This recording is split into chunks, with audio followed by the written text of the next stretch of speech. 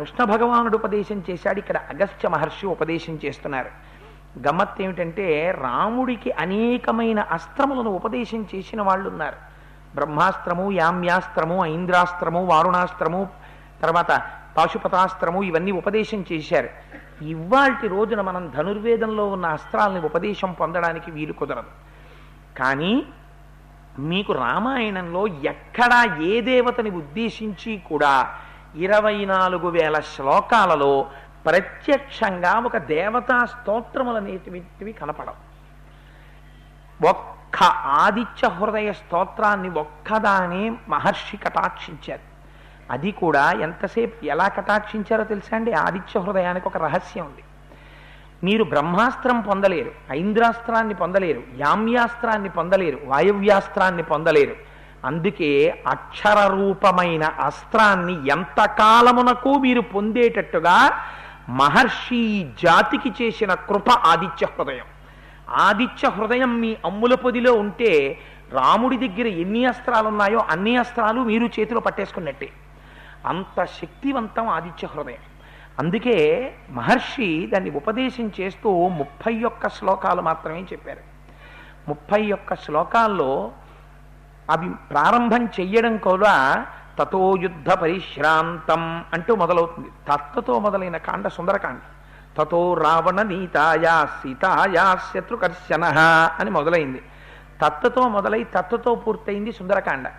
మళ్ళీ తత్తుతో ప్రారంభమైనటువంటి మహోత్కృష్టమైన స్తోత్రం ఆదిత్య హృదయం. అందుకే తతో యుద్ధ పరిశ్రాంతం అంటూ మొదలుపెట్టారు. గమ్మత్ ఏమిటంటే ఈ 31 శ్లోకాల్లోనూ మొట్టమొదటి శ్లోకాన్ని మీకు అగస్త్య మహర్షి వచ్చి చూసి కిందకి దిగారు అనేటటువంటి పరిచయ శ్లోకంగా పక్కన పెడితే 30 శ్లోకాలు మిగులుతాయి. 30 శ్లోకాల్లో మొట్టమొదటి 8 శ్లోకాలు మీకు అంగన్యాస కరన్యాసాలకి, తదనంతరం ఆ 8 శ్లోకాలు ఆ స్వరూప విశేషణానికి సరిపోతే చివరి 8 శ్లోకాలు అనంతరమైన ఫలసిద్ధిని చెప్తే ఇంకా మిగిలిపోయేటటువంటివి అటు 8 ఇటు 8 16 శ్లోకాలు వెళ్ళిపోతే మొట్టమొదట మీకు పరిచయం చేసినటువంటి శ్లోకం ఒకటి వెళ్ళిపోతే ఎన్ని వెళ్ళిపోయేప్పటికి 9 9 18 శ్లోకాలు వెళ్ళిపోతే ఇంకా 12 శ్లోకాలు మిగుతాయి. 8 కాదు, 9 9 అటు 9 ఇటు 9 తీస్తే 18 పోతే 12 శ్లోకాలు ఉంటాయి. 18 12 30 మొట్టమొదటిది అగస్త్య మహర్షి కిందకి దిగినటువంటి శ్లోకం. 31 శ్లోకాలు. మీకు గమ్మత్ ఏమిటో తెలుసా అండి? ఆదిత్య హృదయాన్ని మీరు ఎప్పుడు చదవాలి అంటే అగస్త్య మహర్షి చెప్పేశారు. కాంతారేషు భయేషు చ, మీరు మహారణ్యంలో ఉండండి, మీరు విపరీతమైనటువంటి భయాన్ని పొంది ఉండండి, ఏదైనా ప్రమాదం వచ్చేస్తూ ఉండనివ్వండి. మీకు మిగిలినటువంటి దేవతల్ని ఉపాసన చెయ్యాలంటే మీరు మనస్సు లోపల దర్శనం చెయ్యాలి. మీ మనస్సు ఖేదాన్ని పొందేసింది అనుకోండి ఎప్పుడైనా, అప్పుడు మీరు ఏ మంత్రాన్ని ఉపాసన చేస్తున్నారో ఆ స్వరూపాన్ని నిలబెట్టడం కష్టం. ప్రార్థనా శ్లోకం చేసినా నిలబడదు. పైగా బీజాక్షరాలతో కూడుకున్నటువంటి మంత్రములు చెయ్యాలంటే, అటువంటి ఉపాసన చెయ్యాలంటే దానికి ఒక ప్రత్యేకమైన పద్ధతి ఉంటుంది. ఎప్పుడు పడితే అప్పుడు మంత్రం చేయడానికి వీల్లేదు. అది స్నానం చెయ్యాలి, దానికి కొన్ని నియమాలు ఉంటాయి. ఆ నియమాలు పాటించి మంత్రం చెయ్యాలి. ఆదిత్య హృదయానికి మీకు ఆ బాధ లేదు. మీరు నడుస్తూ కూర్చుని నిలబడి అరణ్యంలో ఉండండి, ఎక్కడ మీకు భయం వేయనివ్వండి. ఒక్కసారి మీకు అదృష్టం ఏమిటంటే సూర్యుడు ఎప్పుడూ ఆకాశంలో ఉంటాడు. నేను సూర్యుడిని చూడలేదన్న వెర్రివాడు ప్రపంచంలో ఉండడు. కళ్ళు మూస్తే సూర్యదర్శనం అయిపోతుంది మీకు. అటువంటి కానీ ఒక్కటి జ్ఞాపకం పెట్టుకోండి, ఆదిత్య హృదయం చదివేటప్పుడు కళ్ళు మూసి నమస్కారం చేస్తే సూర్యోదయం అవుతున్న సూర్యుడిని ఉపాసన చేయాలి. ఉపాసన చేసి 3 సార్లు చదవమని ఇందులో మహర్షి చెప్పారు. కానీ 12 12 ఆదిత్యుల్ని అందులో ఉపాసన చెప్పారు. అందుకే నిన్నటి రోజున ఇక్కడ ఆదిత్య హృదయం జరిగితే 12 మాటలు అందరితో చెప్పించడానికి కారణం అది. అందుకని మీకు మిగిలినటువంటి దేవతా స్వరూపాలు ఈ కంటితో చూడ్డానికి కుదరదు. ఒక్క సూర్యనారాయణమూర్తిని మాత్రం మీరు ఈ కంటితో చూడొచ్చు ఎదురుగుండా. ఈ కంటితో చూసి దర్శనం చేసి నమస్కారం చేసుకోవచ్చు. చేసేసి మీరు ఎలా ఉండండి, మీకు చాలా భయం వేసేసింది అనుకోండి, వెంటనే ఒక్కసారి కళ్ళు మూసుకుని తతో యుద్ధ పరిశ్రాంతం సమరే చింతయా స్థితం రావణంచాగ్రతో దృష్ట్వా యుద్ధాయ సముపస్థితం, తప్పులు లేకుండా 31 శ్లోకాల్ని కంగారు కంగారుగా కాకుండా ఉచ్చారణ దోషం లేకుండా చదివితే ఎంతసేపు పడుతుందో తెలుసా అండి? ఖచ్చితంగా సూర్యమండలాంతర్వర్తి అయినటువంటి భగవానుడు సూర్యబింబంగా ఆకాశంలోకి వచ్చి ప్రస్ఫుటంగా ఉదయించడానికి ఎంత సమయం పడుతుందో ఆదిత్య హృదయం చదవడానికి అంతే సమయం పడుతుంది. అలా దాన్ని తీసుకొచ్చారు మహర్షి. వేదంలో ఉన్నటువంటి సమస్త సారాన్ని పిండి ఆదిత్య హృదయంలో పెట్టేశారు. అందులో మొట్టమొదటి భాగంలో ఏం చేస్తారంటే స్వామిని స్తుతి చేస్తారు. స్తుతి అంటే నువ్వు అంతటి వాడివి, నువ్వు ఇంతటి వాడివి అని చెప్తారు.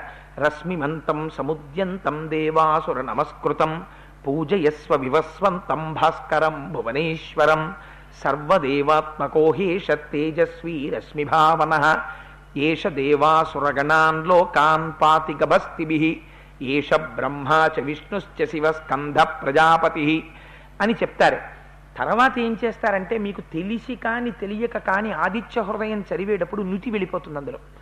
అంటే మీకు రుద్ర ప్రశ్నలో రుద్రాధ్యాయము ఉంది. అందులో నమస్తే అస్తు భగవన్ విశ్వేశ్వరాయ మహాదేవాయ త్రయంబకాయ త్రిపురాంతకాయ త్రికాగ్నికాలాయ కాలాగ్నిరుద్రాయ నీలకంఠాయ మృత్యుంజయాయ సర్వేశ్వరాయ సదాశివాయ శ్రీమన్మహాదేవాయ నమః అని నమో హిరణ్యబాహవే సేనాన్యే దిశాంచ పతయే నమో నమో అని ఉభయతర నమస్కారాలతో నమకం ఎలా వెడుతుందో అలా మీకు నుతి వెళ్ళిపోతుంది. అందుకే నమ పూర్వాయ గిరయే పశ్చిమే గిరయే నమః జ్యోతిర్గణానాం పతయే దినాధిపతయే నమః జయాయ జయభద్రాయ హర్యశ్వాయ నమో నమః నమ ఉగ్రాయ వీరాయ సారంగాయ నమో నమః నమ పద్మ ప్రబోధాయ మార్తాండాయ నమో నమః బ్రహ్మేశానాచ్యుతేశాయ సూర్యాయాదిత్యవర్చసే భాస్వతే సర్వభక్షాయ రౌద్రాయ వపుషే నమః అని నమకంతో నుతి కింద పెడుతుంది.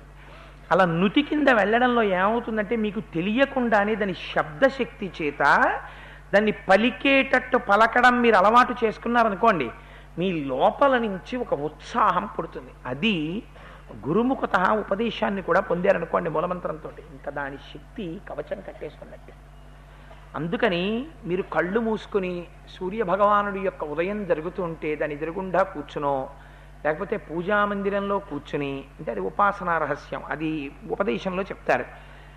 నమస్కారం చేస్తూ ఒక్కసారి నమ పూర్వాయ గిరయే పశ్చిమే గిరయే నమః జ్యోతిర్గణానాం పతయే దినాధిపతయే నమః జయాయ జయభద్రాయ హర్యశ్వాయ నమో నమః నమ ఉగ్రాయ వీరాయ సారంగాయ నమో నమః నమ పద్మ ప్రబోధాయ మార్తాండాయ నమో నమః అని మీరు చదువుతుంటే అందులో ఉండేటటువంటి కొన్ని నామముల చేత అనేక ఫలితాలు సిద్ధించేస్తాయి మీకు తెలియకుండా.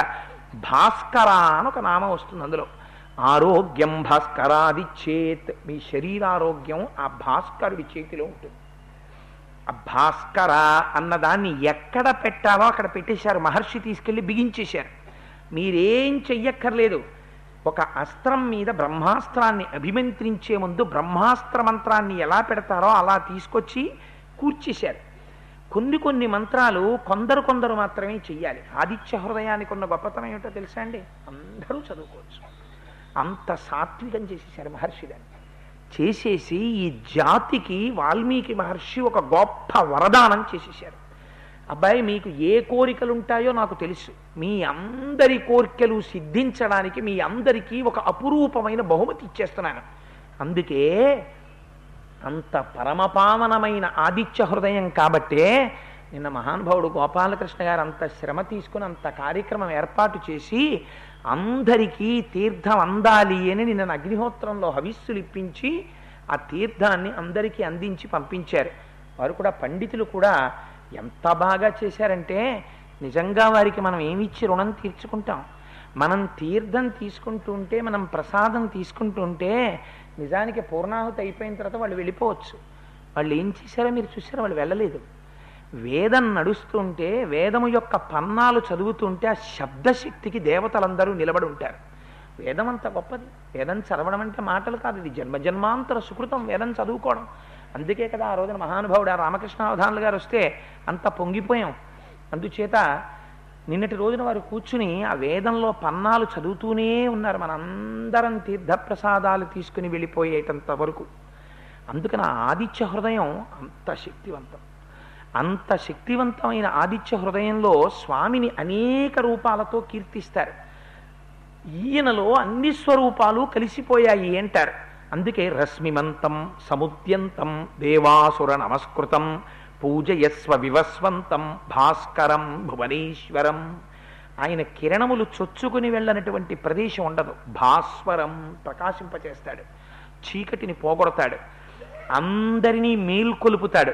తూర్పు దిక్కున బయలుదేరుతాడు. తూర్పు దిక్కు పర్వతాన్ని గుర్తుగా కలిగినటువంటి వాడు పశ్చిమ పర్వతాన్ని గుర్తుగా కలిగి ఉంటాడు. ఆకాశమండలంలో తిరుగుతూ ఉంటాడు. ఋగ్యజుస్సామపారగ. అరుగ్వేదం అంటే వాక్కు, యజుర్వేదం అంటే కర్మ, సామవేదం అంటే హృదయంలో ఉండేటటువంటి సామ్యబుద్ధి, సౌమ్యమైన బుద్ధి. ఈ 3 వేదస్వరూపాలుగా లోపల ఉండేటటువంటి హృదయాన్ని ప్రశాంతంగా ఉంచుతాడు. తెల్లవారుజామున అందరూ నిద్రపోతున్నటువంటి సమయంలో నీటిలో నిలబడి తమ యొక్క కలువరేకులు ఇలా ముడుచుకున్నటువంటి కమలములకు తన లేత కిరణములతో చక్కలిగింతలు పెట్టి ఆ కమలములు విచ్చుకునేటట్టుగా చేస్తాడు. ఆ మహానుభావుడే ఘన వృష్టిరపాం మిత్రో వింధ్యవీధి ప్లవంగమ. అటు నుంచి ఇటు దాటుతూ సముద్రంలో ఉండేటటువంటి ఉప్పు నీటిని తన కిరణముల చేత తాగుతాడు. తాను ఎలా పుచ్చుకుంటాడో తిరిగి తాను అలా ఇచ్చేస్తాడు. తప్ప తన దాచుకోవడం చేత కానివాడు పరబ్రహ్మస్వరూపుడు. ఉప్పు నీటిని తాను పుచ్చుకొని తీయటి నీటిగా మార్చి మేఘం చేస్తాడు. అయ్యయ్యో పిల్లలందరూ దాహంతో ఉన్నారని మేఘాన్ని పంపించి ఘన వృష్టిరపాం మిత్రో నీటికి స్నేహితుడై ఉంటాడు. ఆదిత్య హృదయం చదివితే లోకంలో ఉన్న వాళ్ళందరూ ఆదిత్య హృదయాన్ని చదివితే వానలు పడకపోవడం అన్నది ఉండదు. అపాం మిత్రో, ఆయన నీటికి మిత్రుడు. అందుకే నీటిని వర్షింపచేస్తాడు. మళ్ళీ అపాం మిత్రో వింధ్యవీధి ప్లవంగమ.